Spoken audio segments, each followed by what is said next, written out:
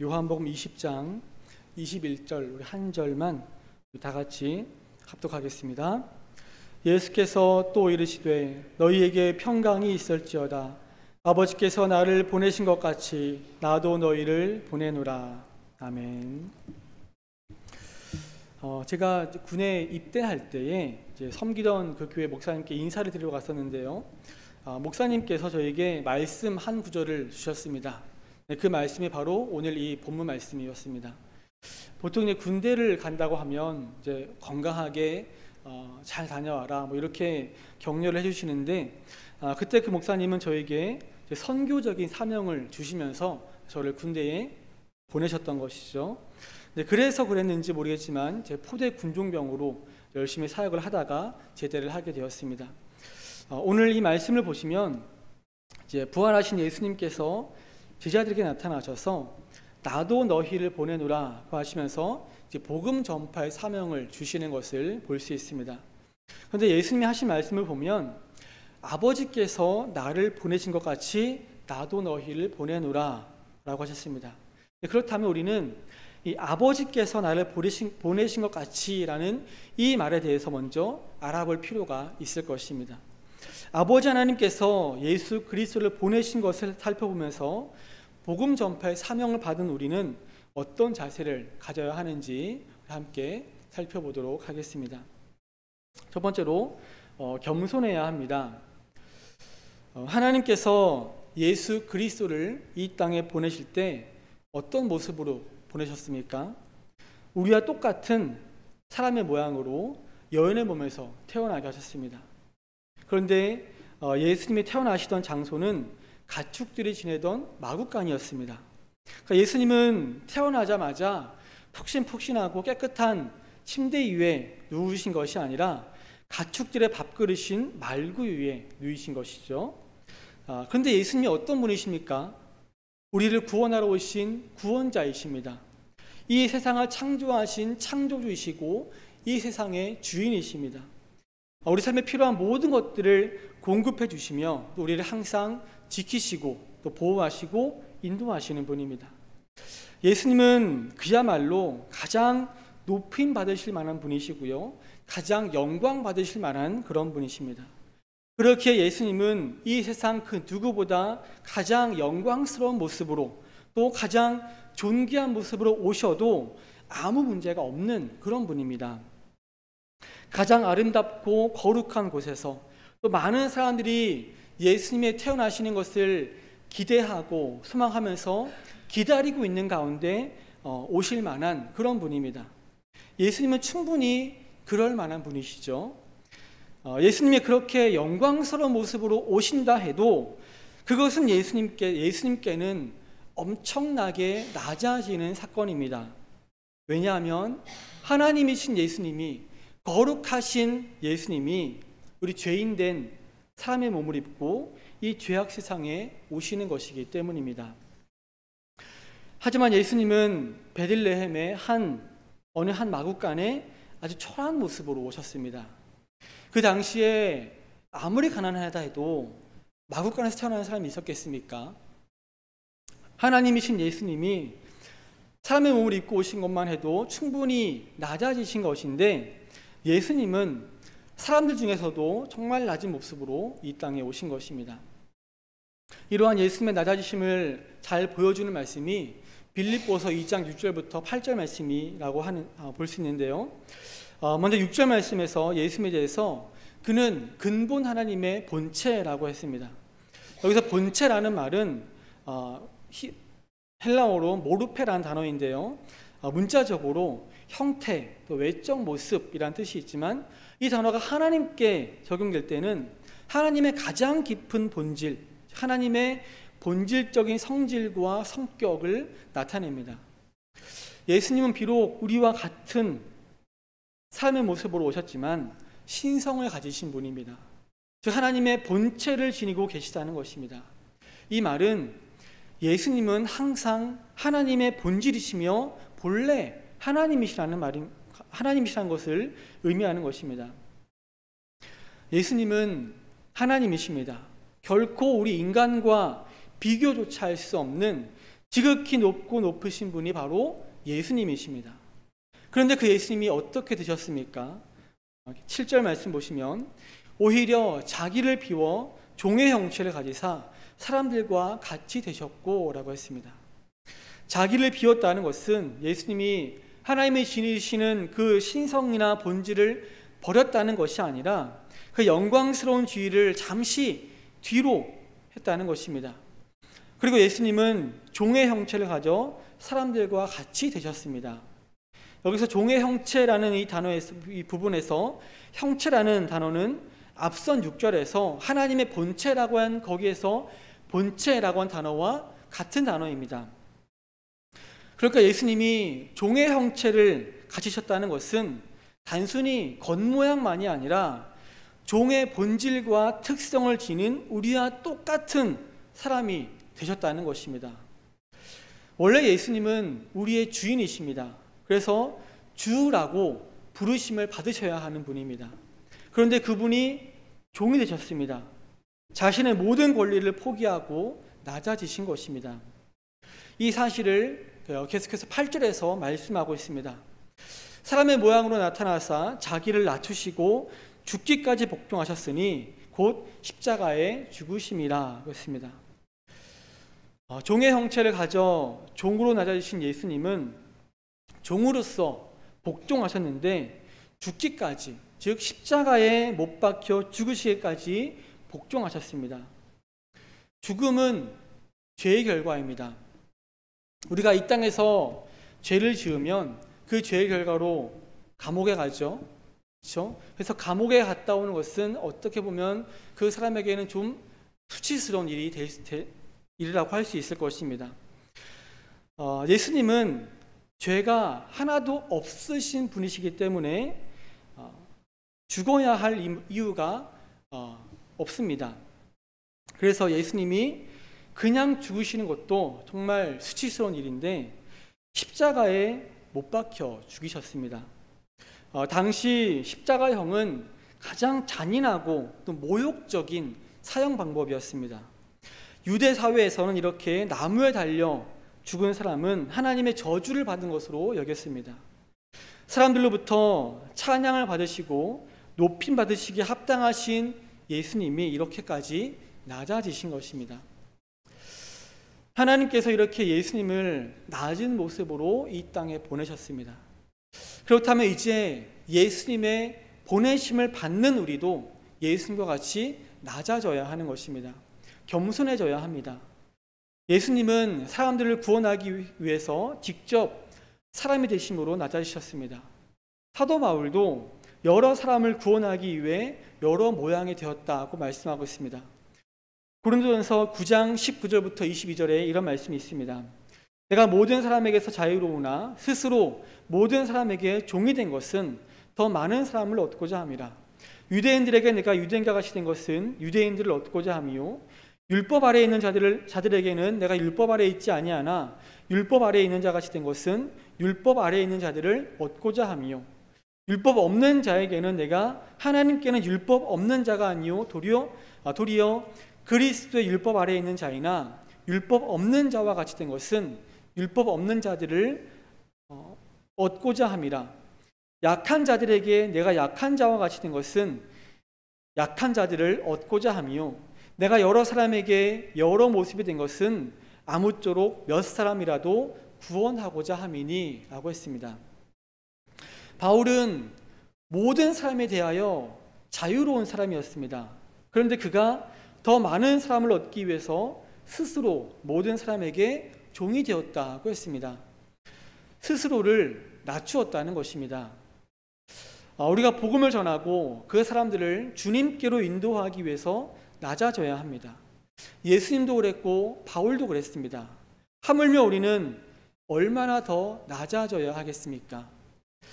사실 모든 사람들에게 우리가 자유하지만 예수님처럼 또 바울처럼 모든 사람 앞에서 자신을 낮추어서 그들을 주님께로 인도하는 모든 성도님들 되시기를 바랍니다. 두 번째로 우리는 섬겨야 합니다. 마태복음 20장과 마가복음 10장에 나온 그런 내용인데 그 중에 마태복음 20장에 나온 내용을 살펴보자면 예수님이 12제자를 데리고 예루살렘으로 올라가시면서 이런 말씀하십니다. 그 중에 18절, 19절 말씀에 보라, 우리가 예루살렘으로 올라가노니 인자가 대제사장들과 서기관들에게 넘겨짐에 그들이 죽이기로 결의하고 이방인들에게 넘겨주어 그를 조롱하며 채찍질하며 십자가에 못 박게 할 것이나 제3일에 살아나리라 했습니다. 이제 예루살렘으로 올라가게 되면 예수님 자신이 잡히실 것이고 또 십자가에 못 박혀 죽으실 것을 이렇게 말씀하시는 그런 내용입니다. 예수님이 이렇게 심각하고도 중대한 말씀을 하시는데 갑자기 세베대의 아들들인 야고보와 요한의 어머니가 이 아들들을 데리고 예수님을 찾아와서 그 앞에 엎드렸습니다.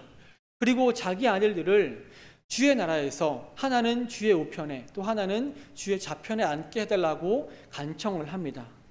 그러니까 자기 아들들을 주의 나라에서 가장 높은 자리에 앉혀달라고 하는 그런 말이죠.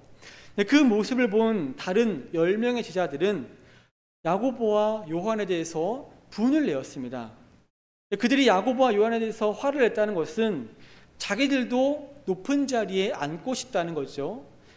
높은 자리에 앉고 싶은 것은 사람들의 자연스러운 본능일 것입니다. 지금도 사람들은 더 높은 자리에 올라가서 섬김을 받으려고 열심히 노력을 하고 있습니다. 하지만 예수님은 제자들에게 그 반대의 사람이 되라고 말씀하십니다. 26절, 27절 말씀 보시면 너희 중에 누구든지 크고자 하는 자는 너희를 섬기는 자가 되고 너희 중에 누구든지 으뜸이 되고자 하는 자는 너희의 종이 되어야 하리라 하고 했습니다. 이 세상에서는 섬김을 받는 사람이 크고 높은 사람입니다. 하지만 하나님 나라에서는 섬기는 자가 큰 사람입니다. 스스로 종이 되어서 섬기는 사람이 으뜸이라고 할 수 있습니다. 그래서 예수님은 제자들에게 너희가 높은 자리에 앉고 싶다면 스스로 종이 되어서 남을 섬겨야 한다라고 말씀하신 것입니다. 그런데 예수님은 제자들에게만 섬기는 자가 되라고 하신 것이 아니라 예수님 자신이 섬기러 오셨다고 말씀하십니다. 마태복음 20장 28절에 인자가 온 것은 섬김을 받으려 함이 아니라 도리어 섬기려 하고 자기 목숨을 많은 사람의 대속물로 주려 함이니라 했습니다. 이러한 말씀은 야고보와 요한의 어머니가 예수님께 간청했던 내용과는 정반대되는 개념의 말씀이었습니다. 예수님은 하나님과 같은 권세를 가진 창조주이시지만 자기 권세를 행사하기 위해서 이 세상에 오신 것이 아니라 종으로서 섬기기 위해서 이 세상에 오신 분입니다. 그 섬김의 극치가 바로 예수님이 자기 목숨을 많은 사람의 대속물로 주신 것입니다. 여기 대속물로 번역된 헬라어가 리트론이라는 단어인데요, 이는 의무나 속박에서 풀어주는 것을 의미합니다. 타인의 속박 아래 있는 노예나 죄수에게 자유를 부여해 주는 것을 의미합니다. 우리는 원래 죄의 속박 아래 또 죽음의 속박 아래 사탄의 속박 아래 있어서 사탄을 섬기던 사람들이었습니다. 사탄의 노예였고 또 죄수에 불과한 사람들이었습니다. 그런데 예수님이 자신의 피값으로 우리를 자유케 하심으로 우리들을 섬겨주셨습니다. 예수님의 섬김으로 우리가 자유를 얻게 된 것입니다. 하나님께서 우리를 섬기라고 보내주신 예수님을 이 땅에 보내셨고 예수님도 제자들에게 큰 자가 되려거든 섬기는 자가 되라고 말씀하셨습니다. 남을 섬기려면 자신의 어떤 수고가 따라와야 합니다. 그래서 육체적으로, 정신적으로 피곤하고 힘들 수가 있습니다. 우리 지난 주일의 점심때에 삼계탕 맛있게 드셨죠? 맛이 없었나요? 맛있었죠? 여성교회에서 이제 초복이라고 이제 삼계탕을 준비해 주셨는데, 아시는 분은 아시겠지만 여름에 주방에 들어가 보시면 얼마나 더운지 아십니까? 안 그래도 더운데 그 더운 날 요리하기 위해서 불을 사용하니까 더 덥습니다. 그 선풍기를 틀어도 더운 바람이 나옵니다. 그 더운데도 여성교회 분들이 하루 전날부터 오셔서 준비하시고 또 그렇게 수고하셔서 우리가 이렇게 맛있는 삼계탕을 먹을 수가 있었던 것입니다. 음식을 준비하시는 분들 모두가 이렇게 고생하셨을 텐데 감사의 말씀을 전합니다. 남을 섬기려면 그런 수고가 있어야 한다는 것입니다. 하지만 우리 때문에 당하신 예수님의 수고에 비하면 우리의 수고는 비교조차 할 수가 없을 것입니다. 남을 섬기려면 조금 전에 말씀드렸던 것처럼 자신을 낮춰야 합니다. 높은 마음을 가지고 있으면 절대로 남을 섬길 수가 없을 것입니다. 교만한 사람은 남을 섬기기보다는 섬김을 받으려고 합니다. 물론 교만한 사람도 남을 섬길 때가 있습니다. 자기 이름을 내기 위해서, 또 자기 명예를 위해서 선행을 베푸는 사람들이 있죠. 근데 그런 사람들은, 그런 섬김은 진정한 섬김이라고 할 수가 없을 것입니다. 그런 것은 돈 가지고 자기 명예를, 또 자기 이름값을 사는 것이라고 할 수 있을 것입니다. 하지만 예수님께서 자신을 낮추시고 우리를 섬겨주신 것처럼 여러분도 자신을 낮추시고 남을 섬기시기를 바랍니다. 이렇게 남을 섬기려면 자신을 낮춰야 하기 때문에 사실 때로는 자존심이 상할 수도 있고요. 또 어떤 때는 굴욕적일 때도 있을 것입니다. 그래서 예수님과 같이 남을 섬기려면 인내가 필요합니다. 예수님은 죽기까지 인내하셨습니다. 예수님이 자기가 창조한 피조물인 사람들이 자신을 욕하고 저주하고 때리고 죽일 때 얼마나 모욕적이었겠습니까? 얼마나 자존심이 상한 일이겠습니까? 하지만 예수님은 그 모든 것들을 다 참으셨습니다. 여러분도 예수님과 같이 끝까지 인내하시고 섬기시기를 바랍니다. 그런데 또 이런 경우가 있습니다. 남을 섬길 때 그 섬김을 받는 상대방이 그래서 그것을 감사하게 생각해주면 또 섬기고 싶은 마음이 생길 텐데 오히려 감사하기는커녕 그것을 당연하게 생각하고 또 더 많은 것을 요구하면 섬기고 싶은 마음이 싹 사라지고 맙니다. 다시는 그 사람을 섬기고 싶지 않겠죠. 며칠 전 기사를 보니까 무료로 음식을 나눠주는 한 식당에서 한 50대 남성이 무료로 음식을 먹으면서 왜 물은 안 주냐? 물은 왜 셀프냐? 라고 하면서 난동을 피웠다고 합니다. 그런 사람에게 또 무료로 음식을 주고 싶겠습니까? 그런 사람을 섬기고 싶겠습니까? 하지만 여러분 자신을 한번 돌아보십시오. 예수님께서 여러분의 모습을 보실 때에 여러분을 섬기고 싶은 마음이 막 불일 듯 일어날 것 같다고 생각하십니까? 여러분은 어떤지 모르겠지만 저의 모습을 보실 때는 그렇지 않을 것 같다는 생각이 듭니다. 그런데도 예수님은 죽기까지 저를 섬겨주셨습니다. 여러분을 섬겨주셨습니다. 그러므로 상대방이 어떻게 반응하든지 간에 예수님이 우리를 섬겨주신 것처럼 남을 섬기는 모든 성도님들 되시기를 바랍니다. 세 번째로 사명의식을 가져야 합니다. 예수님이 이 땅에 왜 오셨습니까? 십자가에 못 박혀 죽으러 오셨습니다. 그것이 예수님께서 이 땅에서 감당해야 하는 사명이었습니다. 물론 그 일은 완전한 인간이 되신 예수님으로서는 정말로 감당하기 힘든 일이었습니다. 하지만 예수님은 아버지께서 그 일을 위해서 자신을 보내셨다는 것을 잊지 않고 있었고 그 사실을 계속해서 말씀하셨습니다. 예수님이 이 땅에 오신 것은 자기 스스로 오신 것이 아니라 아버지께서 보내셔서 오셨다는 것입니다. 오늘 본문에서도 그 사실을 말씀하셨고요. 또 요한복음에서만 해도 3장 17절, 5장 36절, 6장 29절, 8장 42절, 10장 36절, 11장 42절, 17장 3절 등등 수많은 곳에서 예수님은 자신을 하나님께로부터 보냄을 받은 자로 표현하고 있습니다.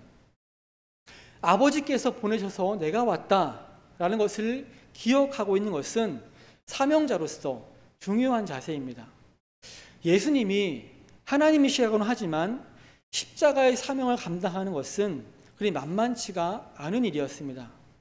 인간으로서 느껴야 하는 그 모든 고통을 예수님도 느끼셔야 했기 때문입니다. 그런데 예수님은 바로 그 일을 위해서 아버지께서 자신을 보내셨다는 것을 항상 인식하고 계셨고, 그 자신의 사명을 감당할 수가 있었던 것입니다. 예수님은 아버지로부터 보냄받았다는 사실만 말씀하신 것이 아니라 자신의 사명에 대해서도 계속해서 말씀하셨는데, 그 중에 몇 군데만 살펴보자면 먼저 요한복음 6장 38절 39절 말씀을 보시겠습니다. 내가 하늘에서 내려온 것은 내 뜻을 행하려 함이 아니요 나를 보내신 이의 뜻을 행하려 함이니라. 나를 보내신 이의 뜻은 내게 주신 자 중에 내가 하나도 잃어버리지 아니하고 마지막 날에 다시 살리는 이것이니라 했습니다. 예수님은 자신이 아버지의 뜻을 행하러 오셨다고 했습니다. 그 아버지의 뜻은 아버지께서 내게 주신 자, 즉 하나님께서 구원하기로 작정하신 자를 하나도 잃어버리지 않고 마지막 날에 다시 살리는 것입니다. 하나님께서 구원하기로 작정하신 자가 누구입니까? 바로 여러분들입니다. 여러분을 살리시기 위해서 예수님은 친히 십자가에 못 박혀 죽으셨습니다. 또 요한복음 10장 10절에서는 내가 온 것은 양으로 생명을 얻게 하고 더 풍성히 얻게 하려는 것이라고 했습니다. 여기서 풍성이라는 말은 필요한 것 이상의 라는 뜻을 가진 말입니다. 그래서 이 구절을 직역하면 나는 그들이 생명을 얻고 또한 필요한 것 이상을 얻게 하기 위하여 왔다라고 할 수 있습니다. 예수님이 오신 목적은 영혼을 구원하여 살릴 뿐 아니라 충분한 만족을 주시려는 것이었습니다. 죽을 수밖에 없는 우리를 살려주시는 것만 해도 정말 감지덕지한 일인데 충분한 만족을 주신다는 것입니다. 세상 사람들은 원하는 것을 얻기 위해서, 더 만족한 삶을 살기 위해서 정말 최선을 다해서 살아갑니다. 근데 이제 어느 정도 만족할 만한 상태가 됐는데 사람들의 욕심은 끝이 없기 때문에 만족하지 못하죠. 혹은 우리가 만족할 만한 상태가 됐는데 그것을 누리기에 이미 너무 늦어버릴 수도 있고, 또 몸에 병이 찾아올 수가 있습니다. 이 세상에는 참된 만족이 없습니다. 사람들이 이 세상에서는 충분히 만족할 수가 없습니다.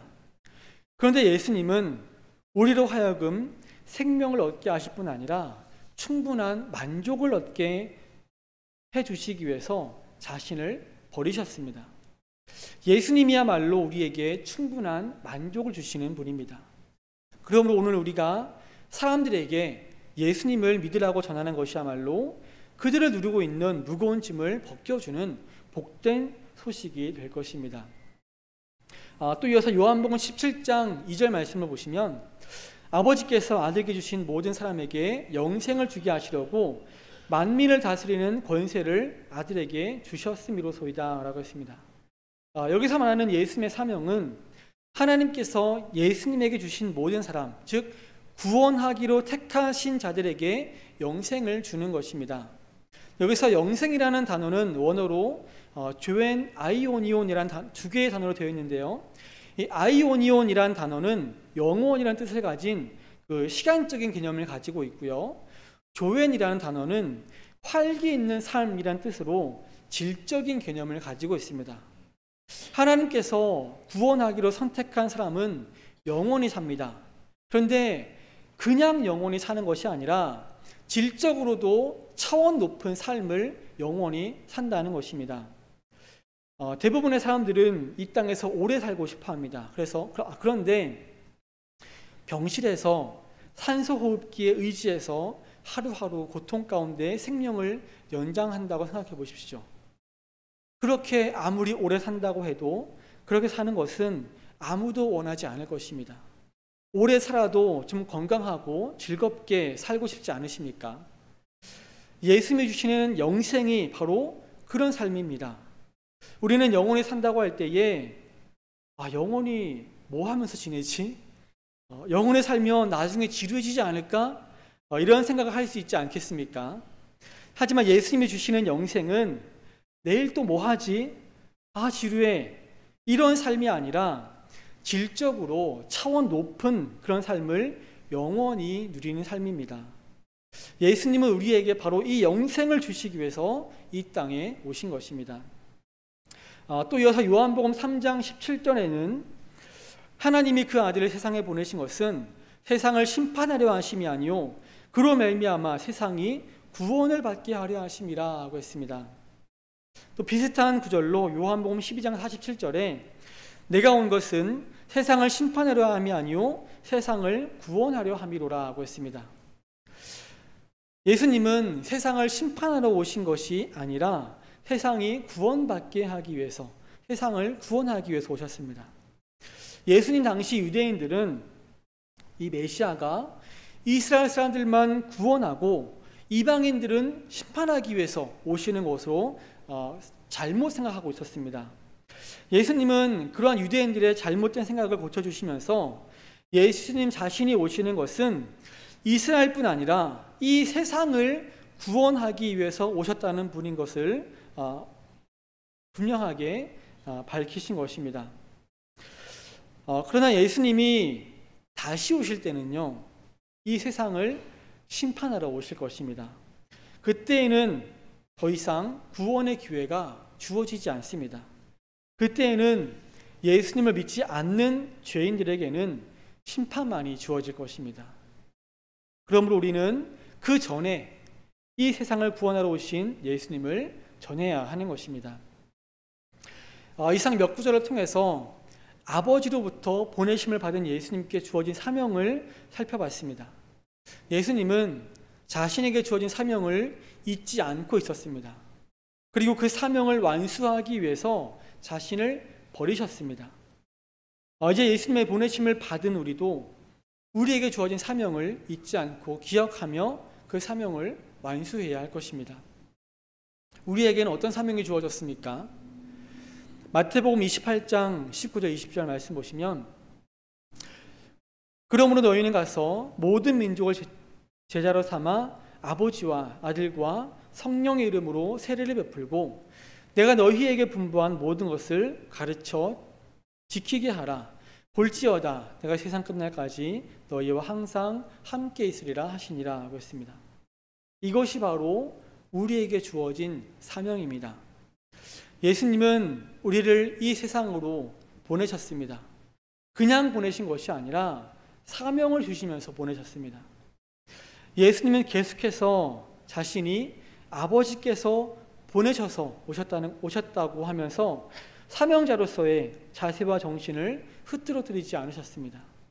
여러분도 예수님께서 이 세상에 보내셨다는 것을 항상 기억하시면서 사명의식을 가지고 복음을 전하는 모든 성도님들 되시기를 바랍니다. 성도 여러분, 예수님을 믿는 우리는 모두 예수님으로부터 보냄받은 사람들입니다. 아버지께서 예수님을 보내신 것 같이 예수님께서 우리를 보내셨습니다. 이 말은 아버지로부터 보내심을 받은 예수님처럼 우리도 그렇게 살아야 한다는 것입니다. 그러한 삶은 여러 가지로 말할 수 있겠지만 오늘 세 가지로만 말씀드렸습니다. 먼저 겸손해야 한다는 것입니다.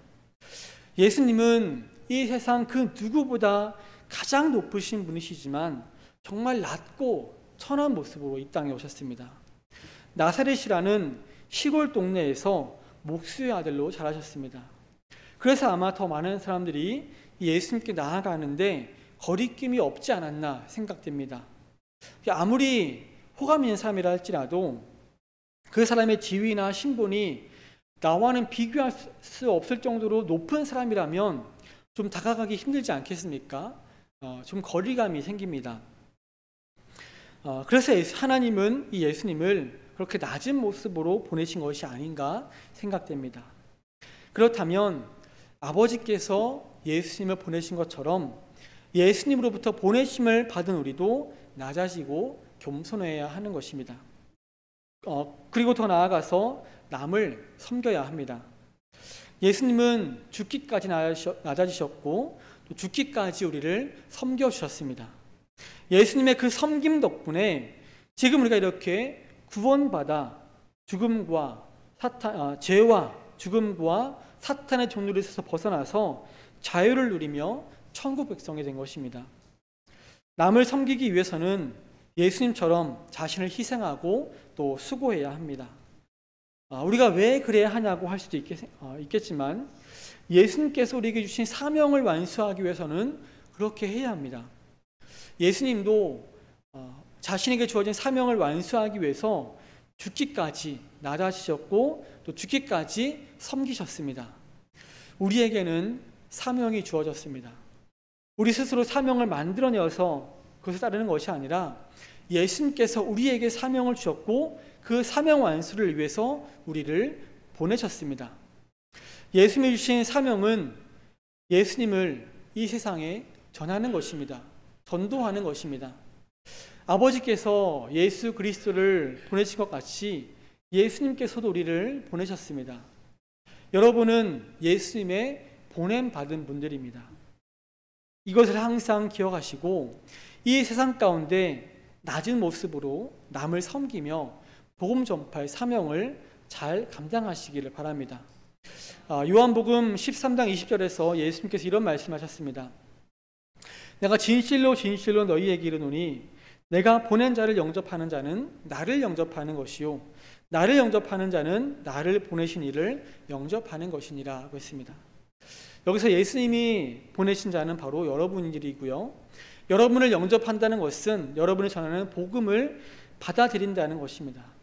그것은 곧 여러분을 보내신 예수님을 영접하는 것이며 더 나아가 예수님을 보내신 하나님을 영접하는 것입니다.